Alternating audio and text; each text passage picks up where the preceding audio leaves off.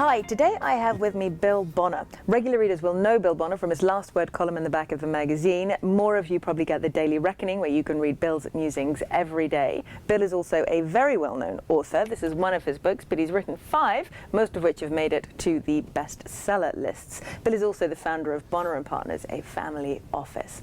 Now, Bill, some time ago, when the financial crisis first started, you and I were chatting, and I said to you, Bill, what do you think is going to happen? And you said, first there'll be deflation, then there'll be inflation. Right. Now, where are we in that cycle? Well, that cycle is a very long cycle. And I think what is most amazing about the world that we live in, the monetary world, is that the cycles are extremely long, because the financial system that we live in today was begun, as you know, in 1971. And paper money historically lasts for a couple of years before the system blows up. This one has been going on all that time, and this is like 40 some years, 44 years. No one would have, no hard money buff, no gold fanatic would have anticipated a system that could have lasted so long. So that's the main thing, is that we're in a money system which itself is extremely long-lived and far more durable than we ever thought it was. So what do you think, stop right there and tell me, what do you think has made it so durable? I mean, I agree with you. People who believe in hard money would look at a fiat money system like this and go, well, this can't survive. But it has. Why? Good question. I don't know why. I think it's luck, really, because it started to come apart at the seams in the 1970s. It was 1971, it came in, nobody understood what was happening, and then the inflation rate started going up, and then the classical economists began to look at it and think, oh, this is going to go bad, and then everything seemed to be following the usual pattern, you know, more and more inflation, more and more. And once inflation starts, by the way, at a certain pace, it's very hard to stop, because people anticipate it. Inflation expectations rise, and then people start spending their money faster, and then it goes up even faster. But what happened was that Paul Volcker came in, who was appointed by Jimmy Carter, came into the Fed, and Paul Volcker is not an inflationary guy, and he's not a political guy, and he's not a Keynesian. And he saw that the only way the system could survive would be by killing inflation, and killing it then. And so at that time, the inflation rate, the consumer price index in America, was rising at about 13% per year, which is the all-time high. And of course it was more than that in the UK.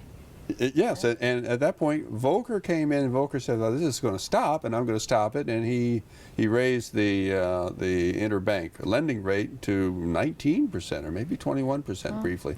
But that, he got ahead of inflation, in other words. And, you know, people hated him. Back then, there were several calls in Congress for him to be pulled out of there, and everybody pressured. Ronald Reagan then became president, and Reagan was under a lot of pressure to get rid of Volcker. But Reagan had the good sense to back Volcker, and Volcker stuck with it.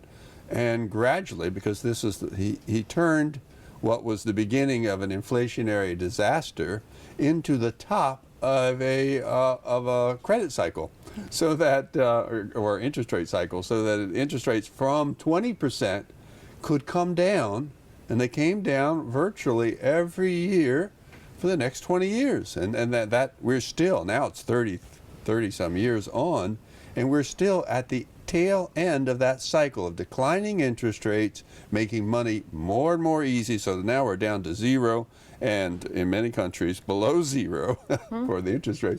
And that cycle has got to the bottom, I believe, or very close to the bottom. But it was that long decline in which inflation was coming at lower and lower rates. There were disinflation that whole time, so in fact money looked better all that time. And now cash, especially dollar cash, is very highly regarded.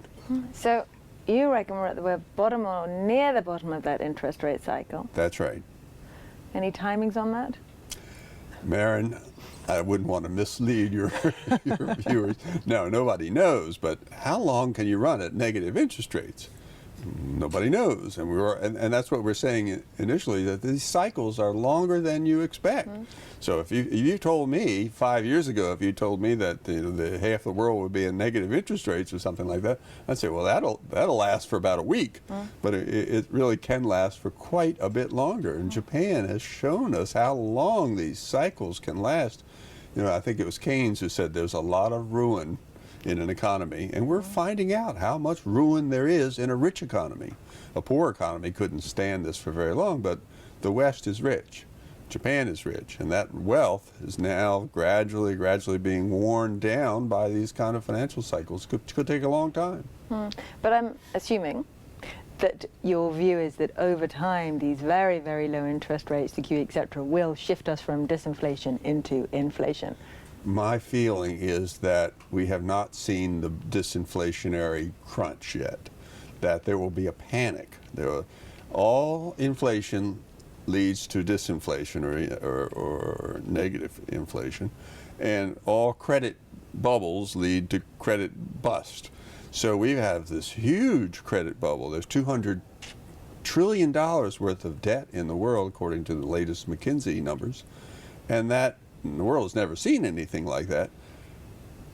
All of our theory, all of our experience tells us that when you have that much credit, that much debt in a society, that you're going to have one hell of a bust up, that you're going to have defaults, because when you start lending at zero rates or under zero rates, people are taking money and they're doing funny things with it because their signals are all distorted. So they're buying things that don't make sense. They're investing money where it can't possibly pay off. They're borrowing money and then consuming it. So they're not building the kind of capital that you would need to repay debt. So all of these bad investments, malinvestments and so on, they've got to go bad in some way, and that happens in a credit crisis when prices go down and there are defaults. So the real financial crisis is not behind us; it's still ahead of us. Yes, we're just getting there, and the question is how long it'll take to get there and what shape it takes. Now, back when this started, the 1970s. Any serious economist looking at it would say, well, we're going to print more money and inflation rates gradually going to go up. Well, that didn't happen. And now, even now, most analysts look at it and say, well, sooner or later it's going to go up because the central banks have bought all these bonds. They have this, the money stock. The base money is much, much bigger, and eventually that's got to express itself in consumer prices. But I don't think that's what happens. I think the government, when the central banks buy government debt, and perhaps other debt too, it is effectively disappeared. It vanishes. It never does anything. So there's not exactly. Well, maybe this is a good thing. Disappearing. Well, a lot of people think it is a good thing, but it can't be a good thing. You can't. But just because it's dishonest somehow. Just because it's dishonest and impossible. Yeah, you can't really create wealth that way, but you can try. Well, the next credit crisis will be much, much worse because there's much more debt there, and because the tricks that were used to stop the last credit crisis have already been used. Last time when the credit crisis hit in 2008, 2009, they dropped the rates to zero. The rates are already zero. They're below zero in many cases, so they can't do that trick again. Well, we don't know that. No one has ever yet experimented with taking rates properly negative. There's an assumption that zero bound is as far as it gets, or minus a couple of basis points is as far as it gets. But this is a new environment. It could go a lot lower. It could go much lower than zero. I haven't fully thought that through, and you may be right about it, but there's got to be some lower bound for interest rates. Okay, well, Bill, this all sounds horrible. Well, it's not horrible. It's not horrible. This is just the way things work in nature, and nature does not permit anything to go too far out of whack. It brings things back into whack in ways that are sometimes painful in the short run, but they're better.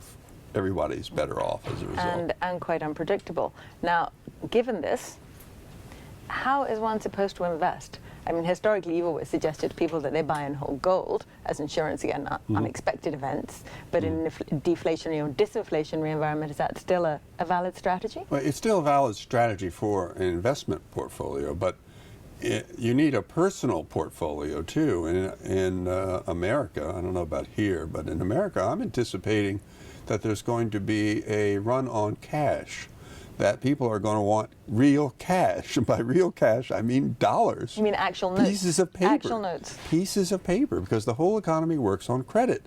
In a deflationary credit collapse, the credit stops. You can't. People will want cash because the credit won't be worth anything, because their banks will be going bankrupt. Everybody will doubt that the credit card is any good, and so people won't take credit, and they'll want, you go into a gas station and buy gasoline, and they'll say, well, cash only. And who's got cash? Almost nobody, because the cash has been replaced by credit. Are you telling me that you keep in your house large trunks of cash? I'm not telling you that. And where is that house? I'm not saying that, but I should do that. I mean, everybody should keep a stock of cash for that short period. It'll probably be short. Between the time when the credit crisis hits, people desperately need cash, and then the government will supply the cash that they desperately need and desperately want. But it won't happen overnight. It'll take a while to get that machinery up and running. A little gap in the middle. Where that we can gap use in the middle will be very painful for people. And it's the place. It's really it's the old Gresham's law. You know that good money drives out. Bad money drives out good money. And so in America, this credit has driven out even the cash. The cash has driven out gold, and then the credit has driven out cash. So now not many people have cash. And you can go around to anybody and ask them, look at their wallet, and they've got a few dollars, that's all, because they expect to live on credit. And when that credit crisis hits, when credit disappears, when the machinery of credit, they'll go to the ATM machine, to the cash point, and there will be no cash in that machine because somebody else has taken it out and hoarded it. People hoarding pieces of paper because that's what you do in a credit crisis. Yeah, and with negative interest rates as well, you're more likely to hoard cash, aren't you? Much more likely to hoard cash. So the velocity of money is going to decline to zero. People are going to hoard every bit of cash they can, and the credit cards won't work. Okay, so in our personal portfolios, i.e. our basements, we should hold a lot of cash. You should hold a lot of cash. In our investment portfolios, we're holding a little gold. What else are we going to hold in an environment like this? You hold cheap stocks. I mean, it's really... Where are we going to find these cheap stocks? Well, they're very cheap stocks right now in Russia and in Greece. And I'm looking in those areas myself, of course, and everybody should, because that's where the world doesn't change in that respect. Inexpensive equities go up in price, and expensive equities tend to go down in price. There's been a lot of study of this over many, many years, and I don't think that's going to change anytime soon. That's not to say there won't be all kinds of crises and interruptions and problems in the meantime, but generally you're better off over the long run holding a balanced portfolio of stocks, mostly cheap stocks. Sound advice, Bill. Now, you are also a great fan of investing in real estate, right? I'm a great fan of real estate. I like real estate, but real estate's a lot of work. So as a portfolio item, it's hard to tell people to invest in real estate. You know, it depends on where you are. Because real estate's very local. It's very particular. And London, I doubt if real estate in London's a good buy. I don't know the rest of England, but in America, for example, there are still very good real estate deals, many fewer now than there were 5 years ago, but there's still deals where you can buy an apartment building and you can get a decent return on your money. And then is there going to be a credit crisis? Yes. Are people going to have a hard time paying their rent? Probably. But those things, they're going to need a place to live, and you'll have the place to live, and you'll get through the financial crisis with your wealth intact. Okay, and anywhere else one might look at real estate? Latin America, Greece, perhaps, might be a good place to pick up an island or two. I don't know, but there may be. Those markets are kind of stiff. They don't react very well. That's what's nice about America, because the financial markets, including the real estate market, tend to be very quick moving. And when you have a crash, you have a real crash, and you can go in and buy things. And in Europe, it's been less so. In France, for example, the property should have fallen a lot, but it hasn't. Now, we should talk about bonds briefly before we finish. I'm guessing, from what you said earlier about your view on rates, that you wouldn't be a great investor in the bond markets at the moment in any area. Well, I would not, because I regard it as too risky. I do think they're going to go up. I think they're going to go up because I don't think we finished with this deflationary trend. And in that final crisis, a person probably will find bond market, as you say, interest rates dropping even more negative. But bonds depend upon people who pay their interest, and in a real credit crisis, then everybody starts to look across the street to see whether the person who owes them money has the money to pay you, and you begin to doubt it, and then the people, the institutions who are supposed to be paying interest fail, their defaults. So there are all kinds of things that are probably going to happen, and I don't think they're worth the risk. So I personally would stay away from the bond market. One last question, and I'm particularly interested in your answer to this one. If you ruled the world, maybe you should, how would you sort out the global financial situation? Well, I mean, if it were possible to sort it out, it would be very simple to sort out. You would let it sort itself out by letting markets function, really. Markets are perfectly capable of, and by the way, only markets are capable of determining a good asset from a bad asset, a good credit from a bad credit. Only markets can do that, and that's why we have markets. They never know, but they always discover what things are worth. We call it price discovery. What's something worth? It's worth whatever you can get in a market situation. And right now we have markets all over the world, which are all distorted by these crazy things that the central banks are doing, lending money at zero. There's no market in the world that can survive. So basically, you'd abolish the central banks. I'd abolish the central banks, and I'd abolish their currency too.